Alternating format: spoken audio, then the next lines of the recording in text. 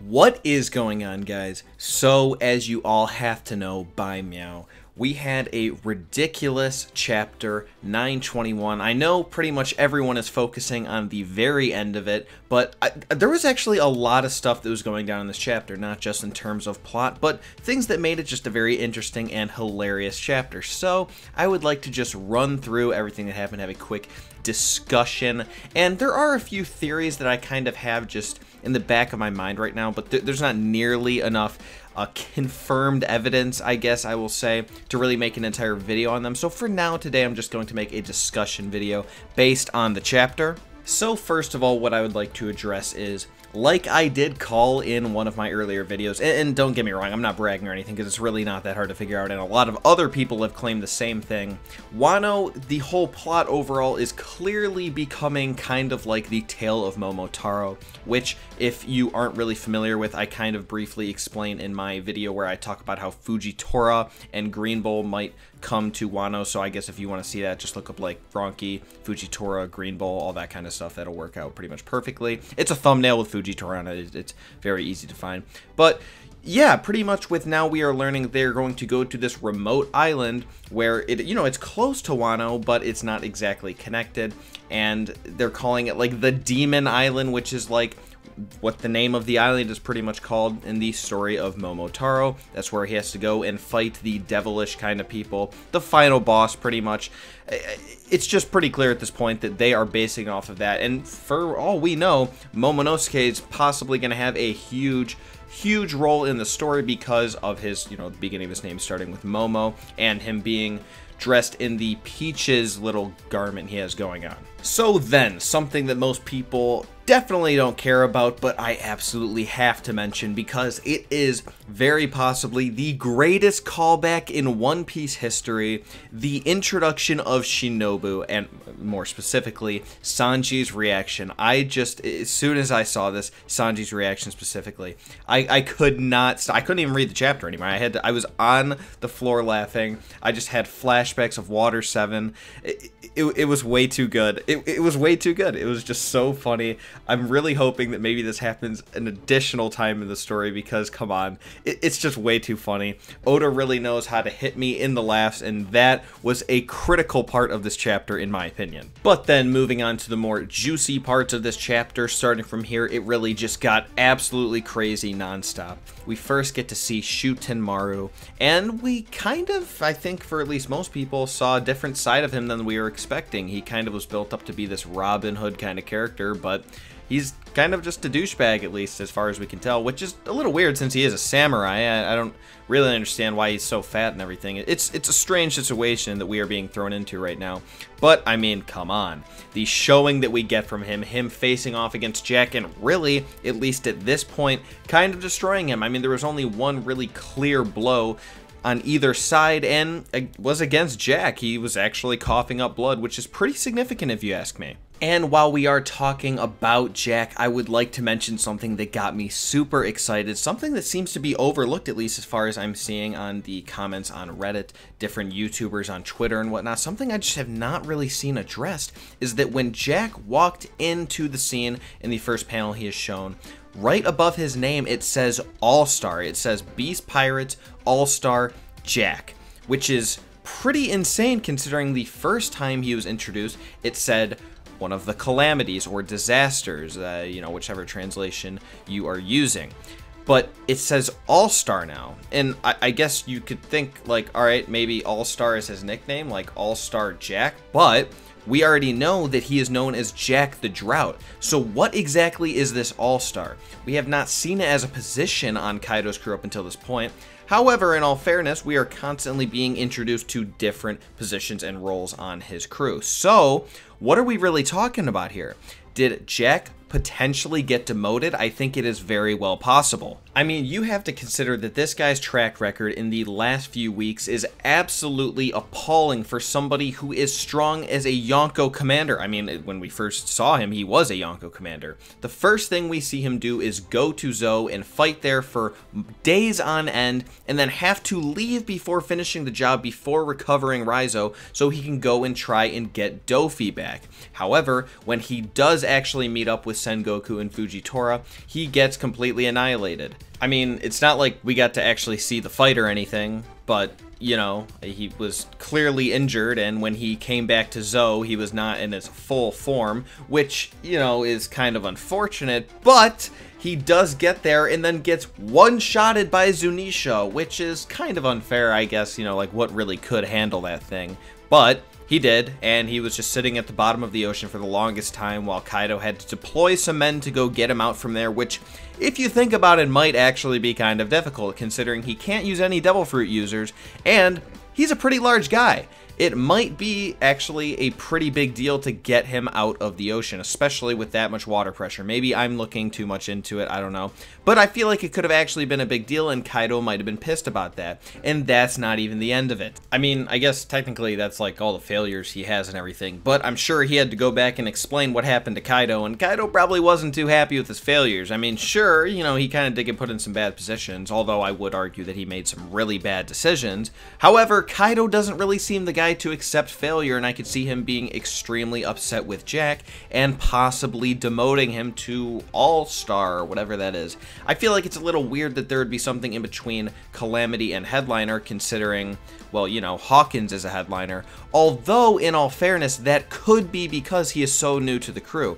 And like I have mentioned in a lot of my previous videos, it seems to me that headliners are not that powerful. For example, you know, we have the Sweet Commanders and then the Ministers, I guess, in Big Mom's crew. There is a, you know, distinctive gap between them, but it is nowhere near as it seems to be between the Calamities and the Headliners. It does seem like there maybe should be something in between, something directly below Kaido's commanders. And for there to be this all-star position out of nowhere, it would make a lot of sense. And don't get me, I'm not just pulling this out of my ass. I'm not desperately trying to make this a thing. It's just, you know, in the chapter, it said All-Star on top of his name. Like, this is something we really need to be considering, and it's the only thing that makes any sense. Like, why else would that be there? So that's enough about him being an All-Star and whatnot. We're not 100% sure on that, but hopefully we'll get more information in the future. What I will say is the reason this excites me so much is because if he was to be demoted, I would imagine that Kaido is going to need a third commander, which, I mean, if he needs someone to replace Jack, I think it pretty much would confirm my X-Drake theory. Again, I'm not entirely sure that Jack has been demoted, but it seems pretty likely, and if that is the case, then X-Drake pretty much has to be a Calamity at this point, and I would be so excited, not just because my theory would be confirmed, but because I've been wanting this theory to be true. It's just a really cool one, and I think X-Drake is one of the most interesting of the supernovas we've seen so far. And then moving on to the most insane thing that happened this chapter, something that definitely took everyone off guard. I remember Mikey was just throwing out some crazy ass ridiculous ideas last night when we were discussing this chapter, just like, oh, what if this happens next chapter? And I'm just like, okay, no, like, that's just not gonna happen. Why would that happen? And he's like, well, if, you know, we were last week right now and I told you that Kaido was gonna show up as a dragon this chapter, would you believe me? And I'm like, well, that's a pretty good point. I guess this is One Piece, really. Anything can happen at any time. Kind of, you know, going off on a rant here. But the point is that this Kaido coming in out of nowhere as a goddamn Eastern Dragon really has taken everyone off guard, and there's some crazy ass shit going down in One Piece at the moment. Now, while I want to talk about everything else revolving around Kaido now being a part of the story, being a dragon and everything, apparently there's something I actually need to address first, because so many people, and this, I actually love this, I love that people are like very familiar that I am a supporter of this theory, but a lot of people, now that we've seen this, keep saying like, oh man, I feel so bad for Franky. His whole poneglyph theory, his Kaido is a poneglyph theory, is just out the window. That doesn't work anymore. But I don't know what anyone's talking about, honestly. I mean, I'm pretty sure that I've actually mentioned in the past that he very well could be a dragon, or he could have the Oni fruit, whatever it is, and that would not change his chances of being a poneglyph. That wouldn't affect anything. I'm not sure if I've mentioned this in a video or if it was just in Discord or just in a discussion with someone. I'm not entirely sure, although I do have like 3 videos talking about Kaido being a poneglyph, so maybe I did mention it there at some point. I'm not entirely sure.